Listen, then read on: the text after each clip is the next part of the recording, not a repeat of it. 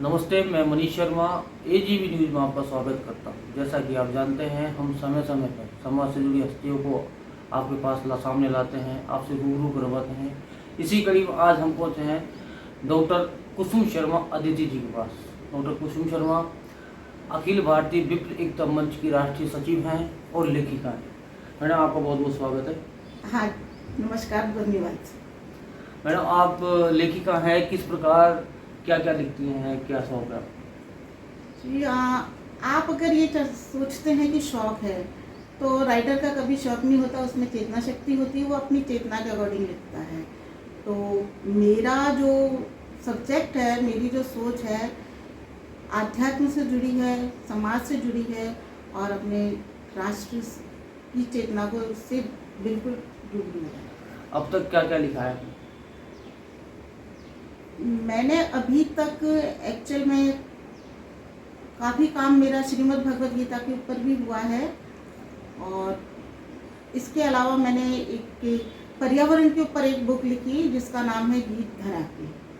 तो ये पर्यावरण के ऊपर कविताएं हैं जो कि प्रकृति ने हमें कितना क्या कुछ दिया है, पर लेकिन हम प्रकृति के लिए कुछ नहीं कर पाए और जो आज हम इस कगार पर हैं कि प्रकृति हमसे रुष्ट हो जाती है।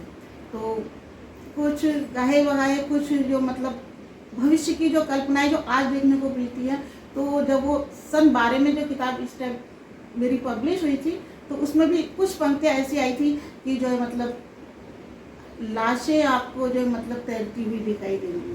तो जब हम देखते हैं कि उत्तराखंड में इस तरह की भीषण आपदा हुई, तो इस तरह की घटनाएं घटी हैं।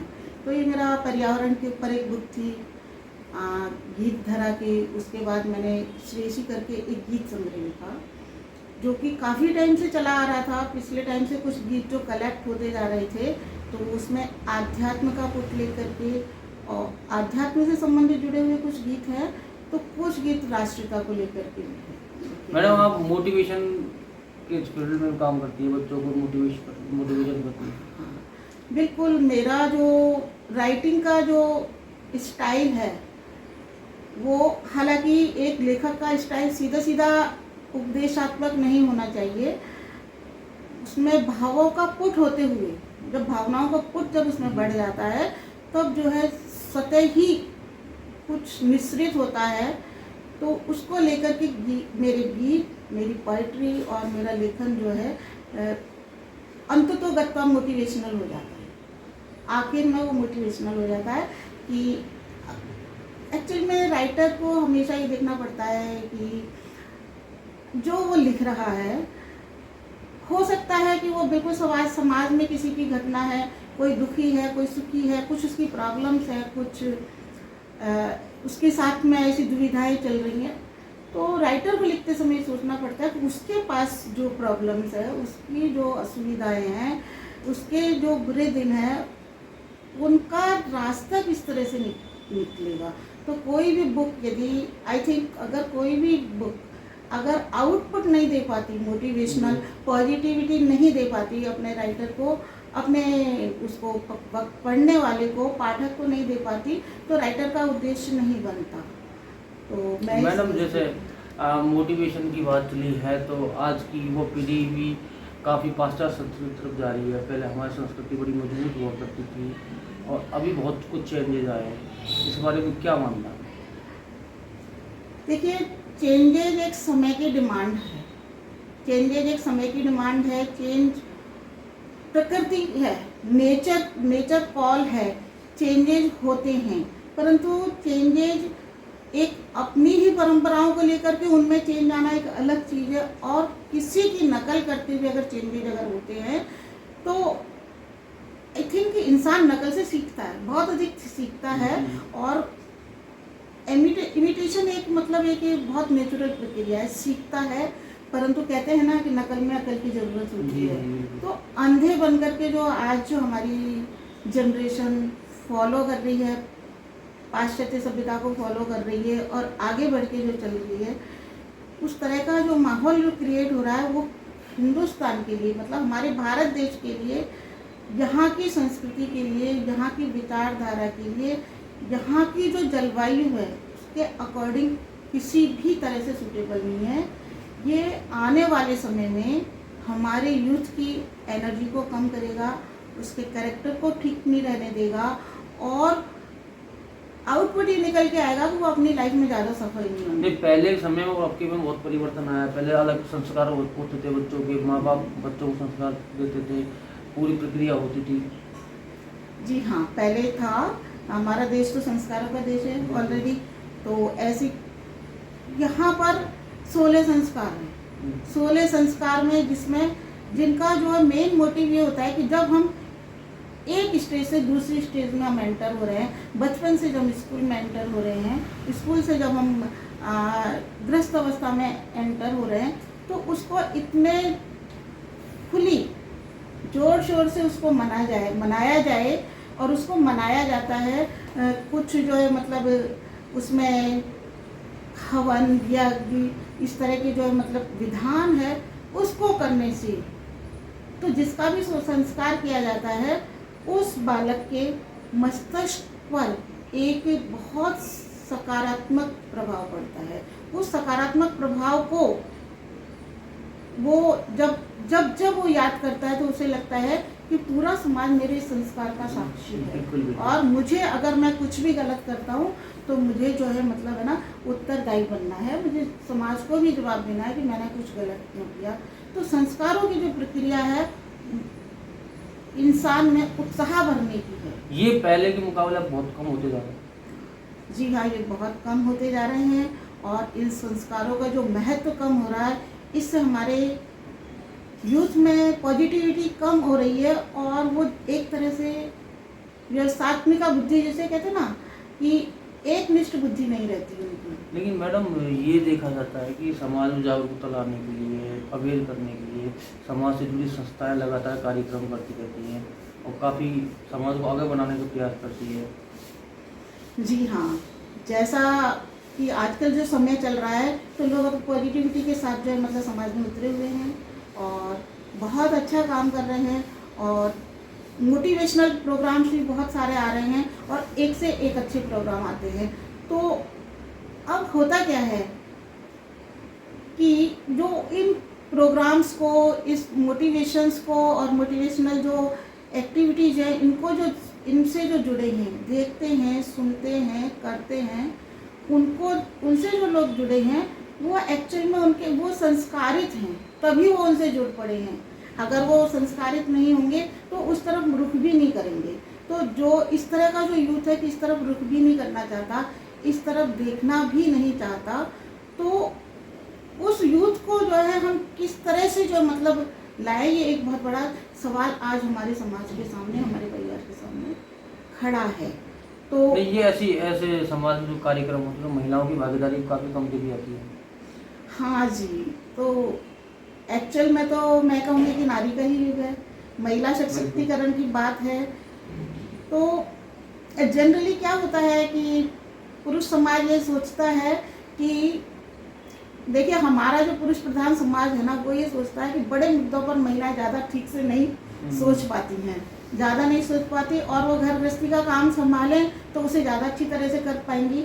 पर लेकिन होना ही चाहिए और उन्हें ये समझना भी चाहिए कि जो है महिलाएं मैनेजमेंट में बहुत एक्सीलेंट होती हैं। जब वो बड़ी से बड़ी प्रॉब्लम को जो है ना मैनेज कर लेती हैं, तो मैं ये सोचती हूँ कि अगर वो आगे आए और संस्थाओं में या मतलब अपने सक्रिय भागीदारी अगर वो निभाएं तो निश्चित तौर पे जो है वो ज़्यादा अच्छा काम करेंगी।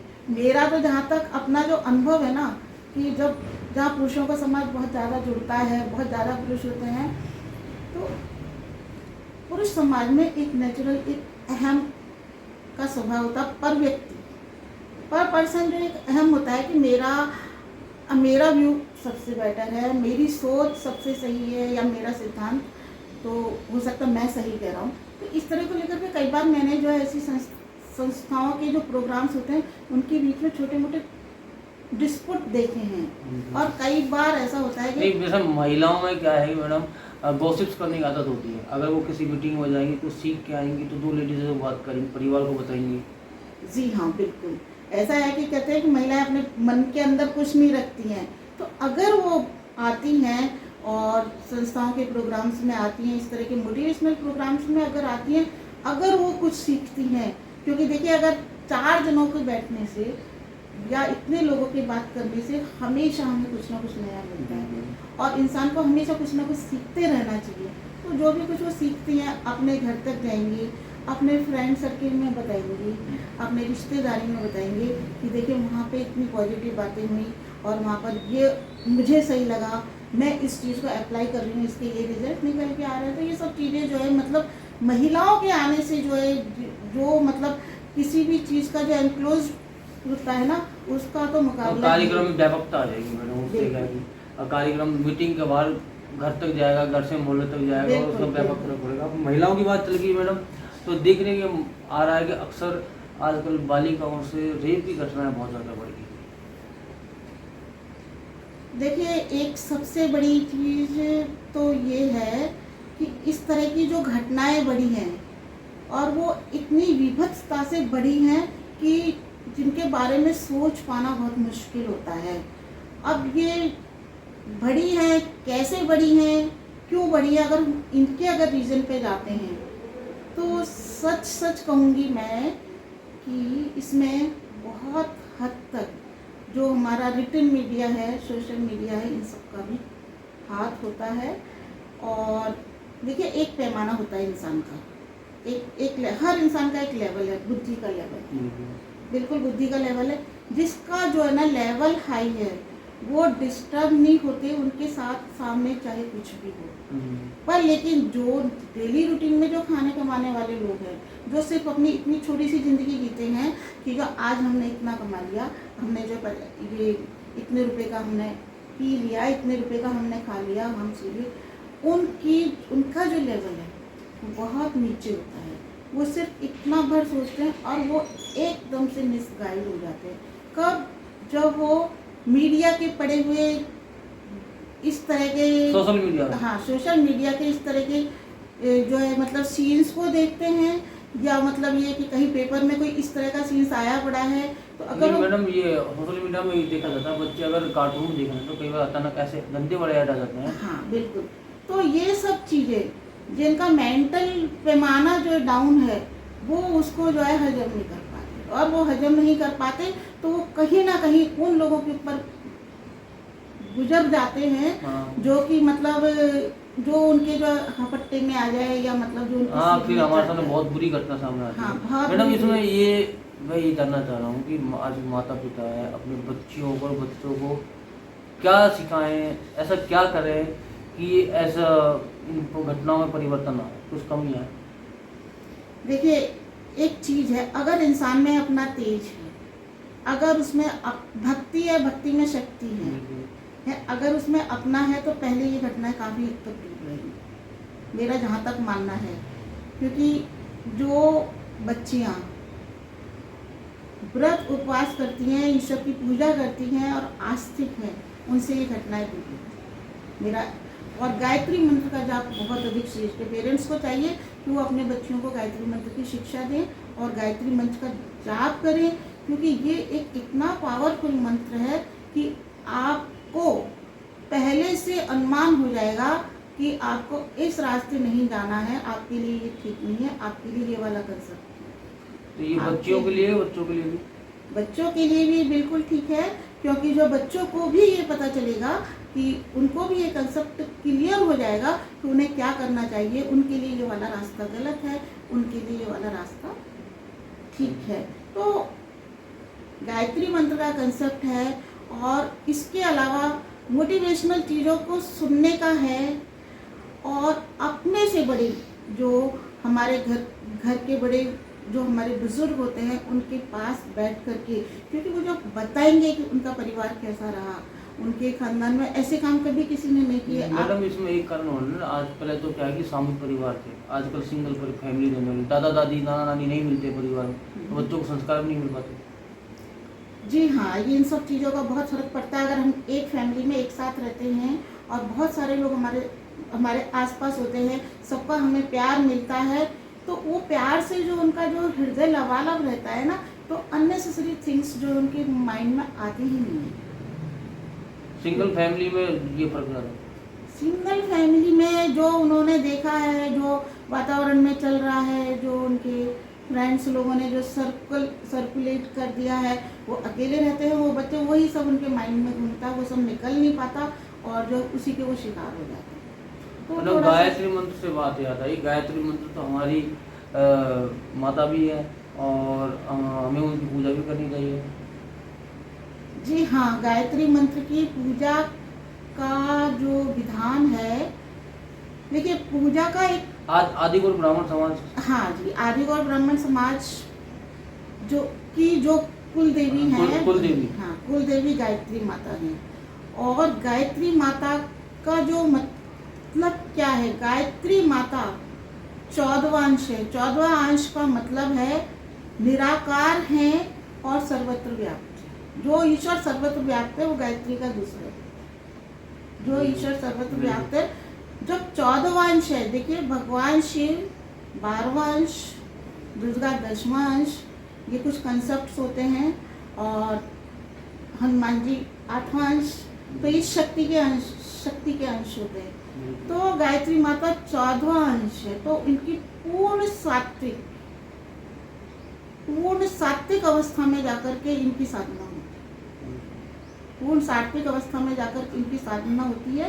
परंतु जिसने एक बार गायत्री माँ का पल्ला पकड़ लिया, तो वो जो है गायत्री माँ जो है उन्हें अपने आप अपने सही रास्ते पर खींच कर ले जाती है। तो मतलब गायत्री मंत्र बहुत ज़्यादा ज़रूरी है। और समाज के लोगों को आप लास्ट में क्या कहना चाहोगी भाई, किस प्रकार से अपने बच्चों को पाले, किस प्रकार से बच्चों को ध्यान रखें, क्या संस्कार अपने ब्राह्मण कुल से है, तो ब्राह्मण कुल की प्रमुख बातें क्या है, कैसे बच्चों को ध्यान रखना चाहिए? ब्राह्मण कुल में जन्म हुआ है और उसके अनुरूप अगर कर्म नहीं होंगे, तो फिर जैसे जो सोने का जो कलश होता है ना, और वो जो विष से भरा होता है, वैसे उसकी निंदा होती है, मतलब छूने लायक नहीं होता। तो इसी प्रकार जो अगर ब्राह्मण कुल में जन्म हुआ है, तो हमें चाहिए कि निश्चित रूप से सारे संस्कारों पर विश्वास करें और प्रतिदिन की दिनचर्या में प्रारंभ में दिन के उगने से ही, दिन के उदय होने से ही, शुरुआत होने से ही अपने जीवन को एक दिन का मतलब है एक लाइफ एक दिन। तो हमारा सुबह कैसा होना चाहिए, हमारा जो प्रातः काल है पूरी तरह सात्विक होना चाहिए। उस समय मंत्रों के उच्चार हैं, कुछ पाठ हैं, गायत्री मंत्र के पाठ हैं, कुछ योग है, कुछ साधनाएं हैं। तो इस तरह के जब उससे हम गुजरते हैं, तो जो है हमारा शरीर स्वस्थ होगा और चेहरे की ब्राइटनेस होगी। और जिस ब्यूटी के पीछे पार्लर में जो भागते हैं, वो हमें जो है हमारे सात्विक भावों से प्राप्त होगी, वो हमें जो हमारी उपासना से प्राप्त होगी। और जब हमारा इनर यानी हमारी अंतर चेतना जब साफ सुथरा होगी, हाँ बिल्कुल शुद्ध हो जाएगी, फिर उसमें जिन भावों का संचार होगा, वो भाव जब चेहरे पे विराजमान होते हैं, तब जब ब्राह्मणत्व जागृत होता है। तो इस ब्राह्मणत्व को जागृत करने के लिए माताओं को ऐसे गायत्री परिवार से जुड़े या गायत्री यज्ञ परंपरा से जुड़े, या मतलब किसी भी ऐसे सुंदर मोटिवेशनल प्रोग्राम से वो जुड़ें और परिवार में अपने बढ़ते हुए बच्चों को साथ में लेके जाएं और उन्हीं के साथ, और उनको वो बचपन से जब वो सीखेंगे उसी तरह के उनमें संस्कार आएंगे, और तो इस तरह से धीरे धीरे उनमें जो है उस तरह की भावना आएगी, और वो तब वो जाकर के ब्रह्मत्व जिसको बोलते हैं, ब्राह्मणत्व जिसको बोलते हैं, तब उसको हम प्राप्त करते हैं। सिर्फ मतलब जन्म लेने भर से कर्म अगर ऊँचे नहीं होंगे, तो फिर निंदा का कारण तो बन ही जाता है। धन्यवाद मैडम आपसे बात करने के लिए। तो आपने अभी सुना डॉक्टर कुसुमलता अदिति जी को। आज इनसे हमने खास बात की, उन्होंने कई सारी बातें आपके सामने रखी। आज के लिए इतना ही। अगली बार नई वीडियो में किसी नई सक्सेस के साथ मिलेंगे। नमस्कार।